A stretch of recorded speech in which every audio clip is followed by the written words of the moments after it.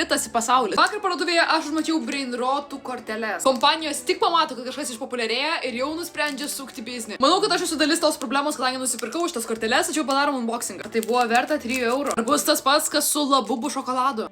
What? Parodo jums šitas kortelės. Gal reikėjo kaip tik, tipo, neišimti. Nežinau, kaip veikia kolekcinės kortelės. Pati pirmo kortelė būtų Tigrulinį watermelį. Tipo, pakankamai kokybiška kortelė, bet ką man su ja dabar reikės daryti? Reikėjo pagalvoti prieš nusipirkant šitas kortelės, turbūt. Antroji mūsų kortelė. Raipusi medusi. Jeigu darysite verslą, bent panaudokite tokius Brainrotus, kurie kažkada iš tikro egzistavo. Kas čia? Antrą kartą šio pavadinimo tikrai neskaitysiu. Man taip gaila tėvų, prie kurių ateis vaikai prašydami, kad nupirktų va tokį tipo korteles ir po to tiesiog mėtysis šiukšlės kambarį. Aš maniau, kad čia kažkas faina bus. Kažkaip manau, kad bent jau gal turim interaktyvius žaidimus, galbūt turėsim. Yra 102 kortelės šitoj kolekcijoje. Biniai krostinį. Kortelės turi skirtingus reitingus, spėju. Bent jau jos gali būti kažkaip panaudojamos. Kiek suprantu, gavome legendinę. Asmeniškai man tokia šlikštoka, tai vaikam pirkit normalias dovanas, o ne šitas korteles, nes jos tikrai nėra vertos to. Pastebėjau, jos labai smirda perdirbtom padangom. Gerai, tai jeigu traukitės kalėdoms su draugu, galite šitą panaudoti kaip puikią dovaną. Tokio pranko tipo formatu, tačiau daugiau. Nelabai šito matau paskirties. Jis neįkėlė daugiau postų į savo Instagramą knyguolį. Užsukit,